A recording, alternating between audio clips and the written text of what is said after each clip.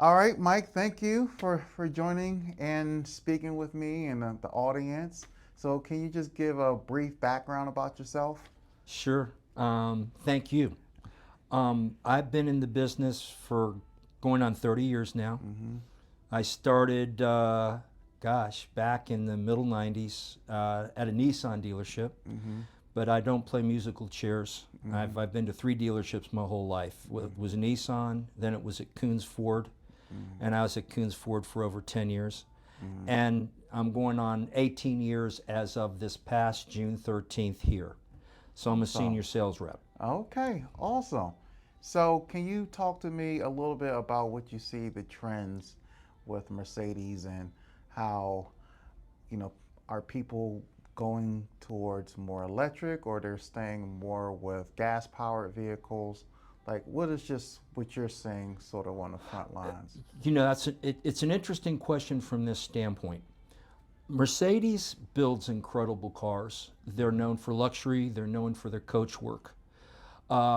Their entry into full electric was probably in 23. Mm-hmm. Okay, so I think the only thing that Mercedes is getting better at, and they're always a master at it, is battery technology Mm-hmm. and longevity Mm-hmm. and charging.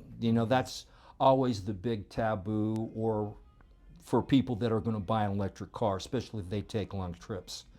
So, as far as the engineering aspect, it's superlative. Mercedes is the best. Mm-hmm. However, I think that one thing that using the king, the beginning of the electric movement, Tesla, Mm-hmm.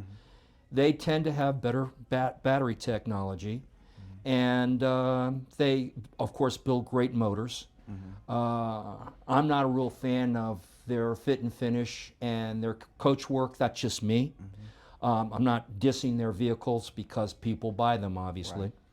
But I think Mercedes is revamping their game. And I think what's going to make us a top seller, like we should be, is that their improved battery technology, which I believe starts to come out in 26. Okay. So at least in this immediate era in the Tysons Corner, Vienna, McLean area, do you see people gravitating to electric or they're kind of staying put with? I think you have an electric group Okay. that just swears by it and that are into the movement. I would say it's kind of a mixed bag here. This is a very affluent area. Mm-hmm. So people, how do I say this without making them sound bad? They've got money. Mm-hmm. Whether they put gas or whether they plug their car in, it's not an issue for them. Mm-hmm. I believe that right now Mercedes has done one thing that I was hoping they would do. Until they get where they want to be with the electric cells, Mm-hmm. that they hybrids seem to be really big for us right Mm-hmm. now. So they've gone the hybrid way, and it seems to be working because people want a green.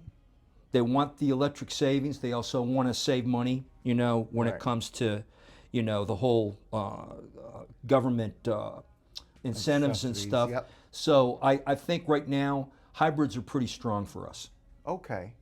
And do you still see, and I'm relatively speaking, the mainstays like the S class, are they still kind of being consistent or? Oh yeah, Okay. but keep in mind S class is for the upper echelons. Uh huh. Okay, especially if you're buying new ones. Right. But they have a hybrid.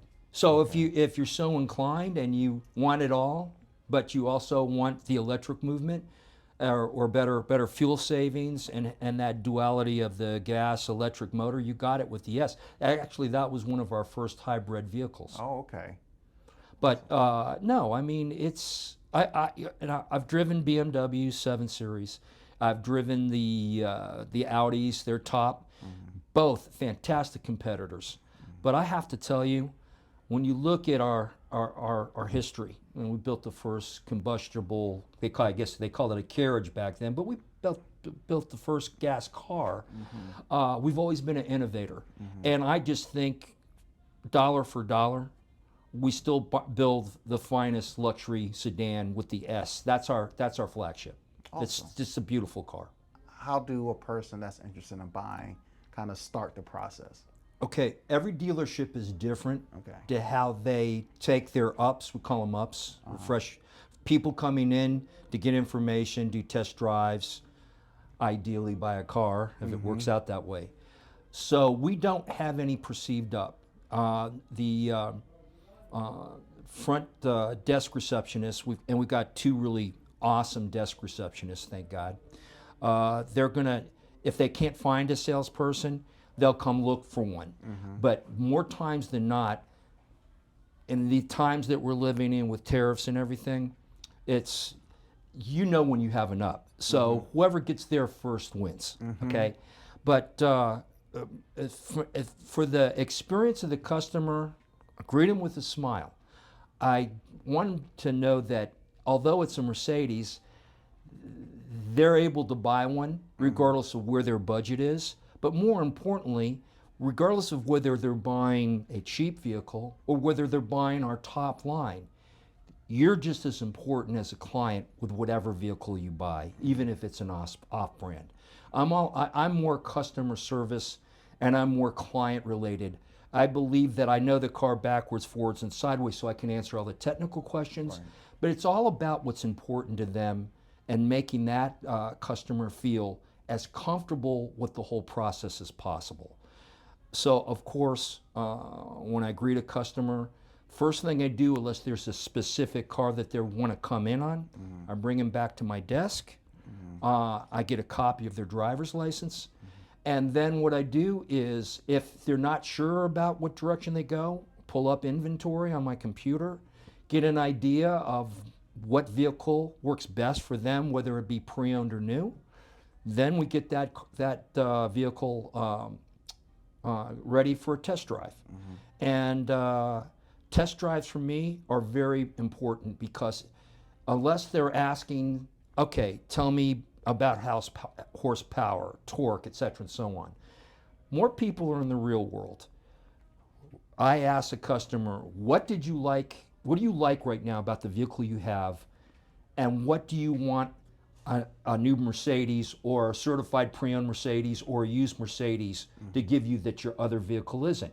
So they're basically telling me how to sell them. Okay?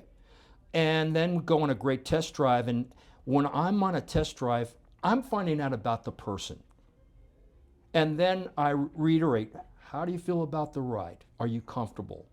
Is it as smooth as you had perceived? I will tell you 90% and above, people are just blown away by how nice Mercedes drive. So that makes that part of it easy. But technology is competition right now. I think Mercedes is leading the way. That's just my perception. But some people like operating systems that were BMW owners or Audi owners. So it's what a customer feels comfortable with, and then I've got to give them the pluses that a Mercedes going to give that their current vehicle doesn't give them. And are you married? Do you have kids? If you're not married, will your girlfriend be buying this? I ask those type of questions. People open up to you because it's not all about dollars, you know, blah, Right. blah, blah. It's more like, okay, this guy's taking a personal interest in me. He wants to listen to me, and hopefully they have something to say. Awesome. So the test drive goes well, and they said, Mike, let's do a deal. So explain if there is still a negotiation process. Well, it could be a lot of things. Okay. So before we get to all that, more times than not, they're replacing their car. So there's going to be more than likely, not all the time, but more than likely a trade involved. Right. So the first thing I do to be, now I got to be time effective, okay, depending on what their parameters are and how much time they have to give me. So the first thing I do when I know that if I've landed them on a car, and like you say, they want to potentially do business on this vehicle, now I've got to get involved in the trade. So I take the customer to the trade. There's a reason for that. They have a high expectation. They want all the money. But depending on the shape of the car, I do what they call a silent appraisal. I take them around the car, you see scratches, you see dings. I don't even have to say anything. I just look at it really close and point to it and don't say anything. They start to embellish. Oh yeah, I got dinged. Oh yeah, it got scratched. And then, you open the door. Hopefully it's not a smoker's car. Right. I'm telling you that. I'm not saying that to the customer. Right. And how clean's the interior? You can kind of tell when the car's been maintained well.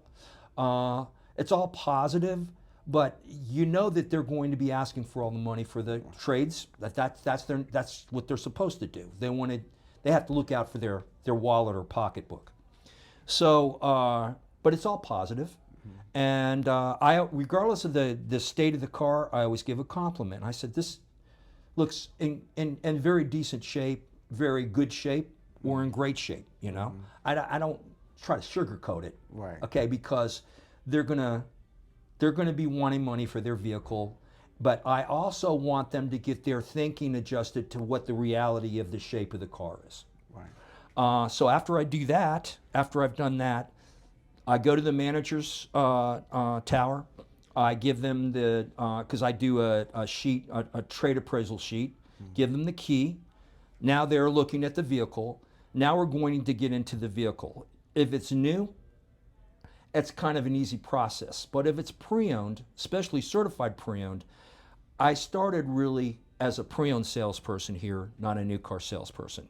So new is easy to me because you don't have to go as much as what you go through with a pre-owned. But the certification program we have is awesome. They have very, very competitive programs, both BMW, I'm using those two, and Audi. Lexus, of course, is a major player too. But with us, we have a program on a certified car called Unlimited Confidence. So you have whatever the remainder of the 4-year, 50,000-mile warranty is if it's a certified vehicle, plus you get an additional year, and it's unlimited miles. So the end of the warranty period will end the warranty, not miles. Now that's important because I'm just saying, listen, you're driving finest motor car in the world. This is what I want the message to my customer. And we feel so confident about its reliability and its beauty and its engineering that we don't put a limit on miles. It goes a long way. But there are some very, very strong warranties out there. So my competition's tough. It is. So then when we get past all that, whether it's new or used, then I get my trade appraisal. I go to the tower. I get my worksheet with all the numbers, and then I present the numbers to the customer. Okay. Also mention, I got a little ahead of myself, and I'm babbling on too much. They may owe money on the car. Yeah. So then I have to get a 10-day payoff, okay? Or the car's paid off, which obviously simplifies things because now this is just all equity, whatever we give them for their vehicle. If they owe money on the car, you run into the dreaded, the car's not worth what we're able to give them, okay, so negative equity. But it's funny, you work through that. I always want my customer to realize, I'm not, especially, you're going to be in a situation sometimes where they're in a lot of trouble, they're buried.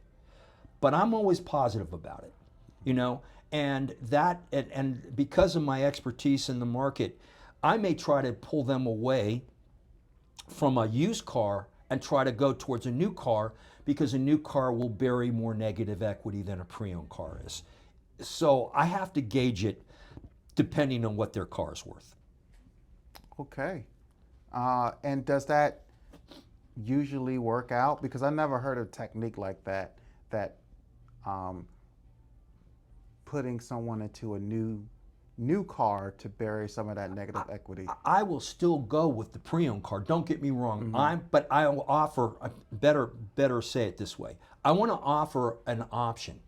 Okay. Because if they're not putting any money down, and I know that they're upside down enough, bank, I don't care how great their credit is, it's going to take money down because of whatever the finance department can get them approved for. Now, if they're very, very strong credit, it helps because they got a higher percentage that they're able to get approved for. But if it's not and they're putting no money down, then the bank's going to say, hey, we've got this, we'll approve this loan, but with this amount of money down. So the switch is more as a contingency plan, and it's a suggestion. But they'll let you know, no, I want to buy this car, and then we stay focused with that. It's more that they've got options. Okay. And so if someone goes to a Mercedes-Benz, let's just say Mercedes-Benz somewhere in California, and they want to be able to make sure that the person that they're working with is giving them a fair shake, is there anything that they should look out for or just confirm with? Well, I mean, if more times than not, more times than not, I think just using Mercedes-Benz brand, you never know. But by and large, I feel that even my competitors, my direct competitors, Arlington and Bethesda and Germantown and Silver Spring, I mean, by and large, these guys, I think, have a relative amount of class, for lack of better, some salespeople push harder than others. That's not my style. I like to lead a customer to a decision as opposed to, well, what do you have to think about? And why can't you make a decision? Where with me, it's going to be, so what don't you like about this vehicle? What's holding you back, as opposed to how I could make this advantageous for you to purchase the vehicle today.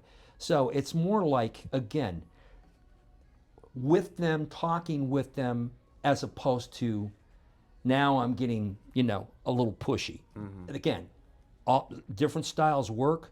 That's just not my style. Okay.